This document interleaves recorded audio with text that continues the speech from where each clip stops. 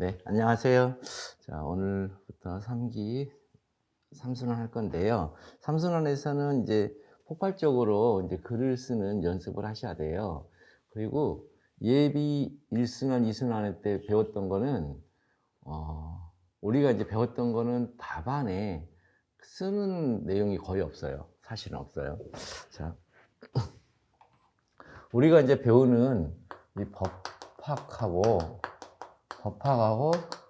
사례형 답안 쓰기하고는 완전히 달라요. 완전히 달라요.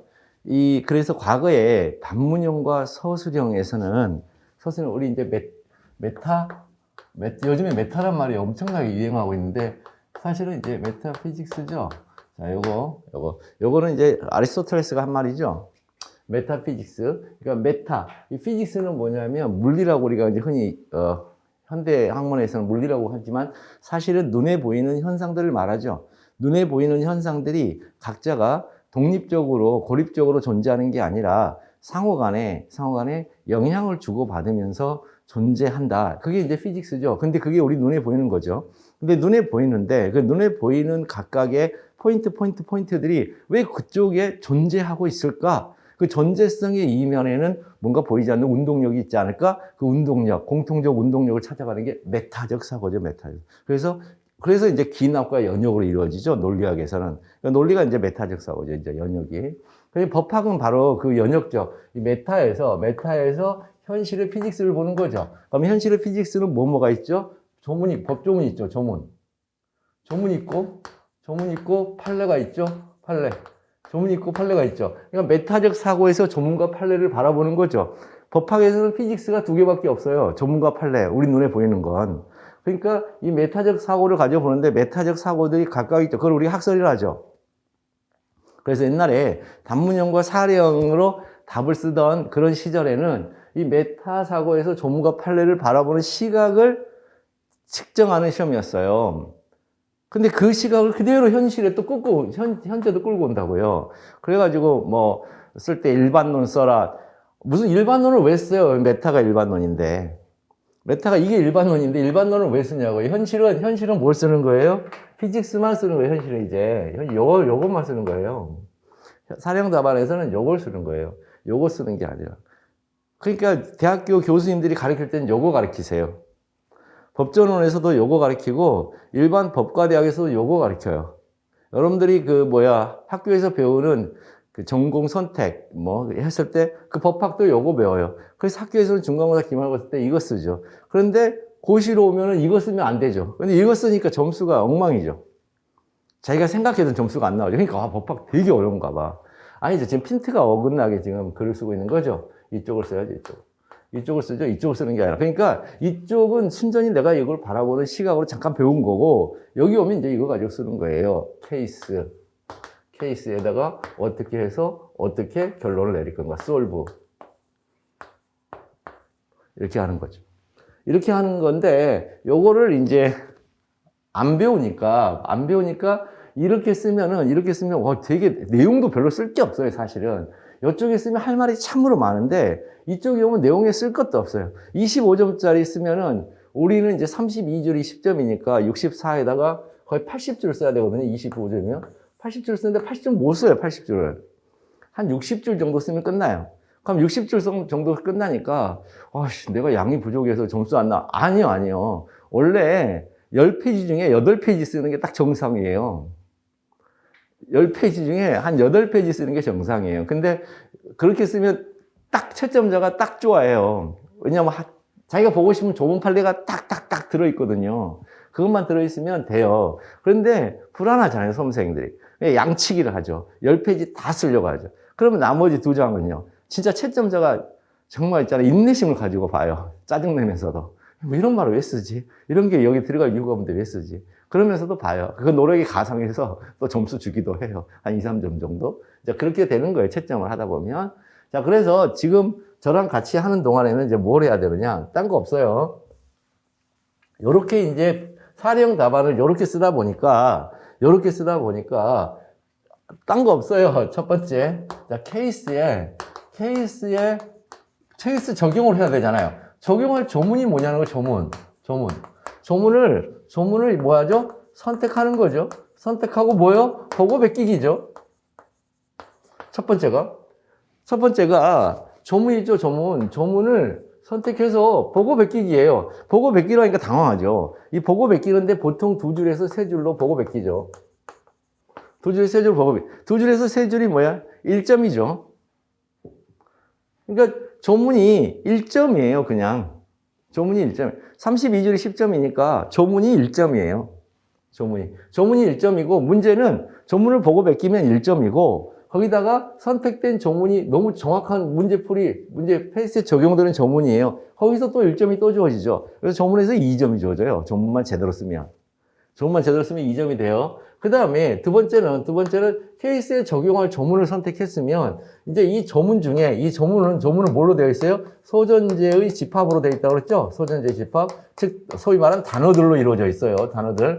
그러면 이 단어들 중에 이제 검토를 하는 거죠. 이 케이스를 구체적으로 이제 표현을 검토하는 거죠. 표현을 검토했더니, 이 단어들 중에 어떤 단어인데, 그 표현들 중에 이 단어는 문제가 안 되네. 이 단어는 검토를 해봐야 되겠다. 진짜 맞니, 틀린지. 이 단어도 문제 안 되네. 이거 검토해봐. 이렇게 될 거 아니에요? 그러면 그 단어별로, 이 단어들별로 뭐가 있느냐? 판례가 있어요, 판례가. 이 단어들별로 판례가 있어요. 이 단어를 밝혀주는 판례가. 이 판례가 딴 거 아니에요. 이 단어를 밝혀주는, 이 단어의 뜻을 밝혀주는 게 판례예요. 그래서 요 판례들 있죠, 이 판례. 요 판례는 뭐예요? 여기는 보고 베끼고, 이거는 암기해서 쓰기죠.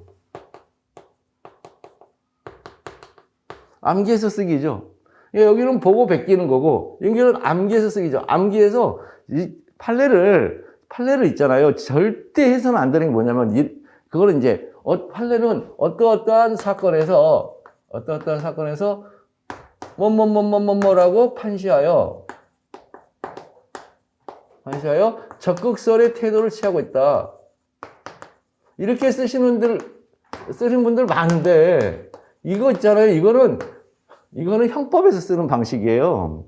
형법은 워낙 기니까, 이게 암기해서 그대로 있잖아요. 답안에다가 암기해서 그대로 이렇게 사진 촬영해서 찍듯이 인쇄하듯이 쓸 수가 없어요. 그래서 이제 그 사시 시절에, 옛날 사법고시 시절에 97년도에 사례형이 도입됐단 말이에요. 신림동에 국가고시에. 그때 형법에서 이런 식으로 써라라고 대학 교수님들이 가르쳐 줬어요. 이렇게 쓰는 게 좋다라고. 그래서 여기가 이제 키워드가 들어간단 말이에요. 형법에. 그러면서 어떤 학설의 태도를 취했다. 이렇게 3단계로 써라. 그러면은 괜찮다. 그러면 그 판례를 다 아는 걸로 간주해 줄게. 우리 행정법에서 이렇게 쓰는 거 아니에요. 이렇게 쓰는 사람들 꽤 있던데 이렇게 쓰면 안 돼요. 행정법은 말 그대로 그냥 보고 암기해서 그대로 진짜 인쇄하듯이 그대로 박아 넣어야 돼요. 그래서 제가 두 문자로 가르쳐 준단 말이죠. 암기하라고. 두 문자에서 암기해서 박아 넣는 거야, 아예. 그러면 이제 두 번째가 이렇게 돼 있죠. 그러면 여기서도 이 판례가 보통 이거 두 줄에서 세 줄 정도 쓰거든요. 더 긴 거는 한 5줄까지 가는데, 그러면 판례가 보통은 뭐예요? 이 분량상으로는 1점에서 2점 정도 돼요, 분량상으로는. 근데 판례를 정확하게 암기했으면 여기에 3점이죠. 판례가 5점이에요, 5점. 판례가 5점짜리예요. 판례를 정확하게 암기하면 여기서는 점수를 얼마나 줄지를 알 수가 없어요. 채점자 마음이에요, 여기는. 이 가산점이 채점자 마음이라고요. 심지어 채점자 중에 5점의 가산점을 주는 사람도 있어요. 판례를 정확하게 써버리면. 판례의 그 분량상으로는 몇 점 안 되는데, 예컨대 기속행위인지 재량인지 여부는 이거 있잖아요. 그 판례 그대로 쓴 거. 체형, 근무는 목특성이 이렇게 온단 말이에요. 처분의 근거가 된 법규의 체제, 형식, 근무는, 그 다음에 그 행위가 행해진 행정 분야의 주된 목적과 특성, 그 행위의 개별적 성질과 유형 등을 모두 고려하여 판단하여야 한다. 이렇게 쓰거든요. 그거 몇 줄 안 돼. 2줄 정도 돼요. 근데 그거 쓰면 5점 줘요, 5점을. 그거 쓰면 5점이에요. 그 다음에 이제 문제는 그 다음이 여러분들이 이제 글쓰기에, 세 번째는 이제 글쓰기 훈련 영역이죠. 글쓰기 훈련 통해서 이제 하는 건데, 이제 설문에는 이렇게 나와 있어. 세모가 동그라미 해서 네모하면서 다이아몬드 행위를 했다. 이렇게 이제 만약에 설문의 표현이 이렇게 나와 있어요. 설문의 표현. 설문 이렇게 나와 있는데, 내가 이제 암기해서 판례를 썼단 말이에요, 판례를 썼더니 판례가 뭐라 하냐면, 판례는 알파, 베타, 감마, 뭐 이런 식으로 돼 있어요. 이런 식으로. 그 다음에 뭐 시그마, 이런 식으로 돼 있단 말이에요. 이렇게 돼 있으면, 오메가 이제 이렇게 돼 있어요. 그러면, 요거는 요렇게 되고, 요거는 요렇게 되고, 요건 요렇게 되고, 요건 요렇게 되는 거구나. 라면서 이렇게 나올 수 있냐고요, 이렇게. 1대1 대응 관계를 만들어내는 거죠. 판례의 표현과 설문의 어떤 표현 사이에 1대1 대응 관계를 만들어내는 거예요. 대응성. 이 대응성을 쓰는 훈련을 많이 하셔야 돼요. 요걸 뭐라 하냐? 사안포섭이라고 그래요. 요거를 사안포섭이라고 그래요. 그래가지고 딱 봤더니, 여기는 통과되네. 여기도 통과되는데, 여기 안 되네. 요건 통과되네. 그러면 사안의 해결. 사안의 경우에서 안 된다 그러죠. 이 법조문을 적용해서는 안 된다가 되는 거죠. 그럼 법조문을 적용할 때의 효과와 법조문을 적용하지 못할 때의 효과를 마지막에 써주는 거죠. 설문을 해결해서. 이런 식으로 글을 써요. 법학의 사례형 답안 쓰기는. 그래서 제가 리걸 마인드 5개 이렇게 해가지고 책에 앞에다 써놓은 이유가 요거를 조금 학생들한테 납득할 만한 설득력 있는 것으로 하기 위하여 처음에 대전제 설정하기, 두 번째 거기서 전제 상황을 살펴보기, 세 번째는 소전제 추출하기, 소전제 안에서는 어떤 식으로 목차가 되느냐 그랬더니 학판검사로 된다, 판사로 된다, 문학판검으로 다시 들어가. 문학판검으로 쓰면 없어요. 문제의 소재, 문학판검 있죠? 문제의 소재, 학설의 대리, 판례, 그 다음에 검토미산 할 때 이 문제죠, 문제. 이게 목차, 이게. 이 목차를 써놓고 다시 밑에다 다시 1번 문제. 이렇게 해서 문제 쓰면 뭐예요? 같은 얘기를 또 하고 있잖아요. 중언부언하고 있잖아요. 그러니까 문제가 목차예요, 목차. 목차 밑에 바로 학설, 판례, 검토 이렇게 들어가는 거죠. 바로 들어가는 거죠. 이런 식으로 써야 간결한 답안이 되는 겁니다. 자, 이거를 이제 우리가 3기 내내 훈련할 거예요. 이거를. 3기 내내 요거를 할 거예요. 그러니까 결론은 뭐예요? 여러분들이 배웠던 학문적인 법학은 전부 다 머릿속에서 지워버리세요. 그냥, 그거는 있다. 그런 게 있다. 중요한 건 조문, 판례, 사안 해결이에요. 조판사. 조문, 판례, 사안 해결. 요것을 잘하면 되겠어요. 그러면 오늘 시험 문제 가지고 이런 것을 이렇게 어떻게 쓰는지 한번 보자고요. 오늘 시험 문제를 가지고서.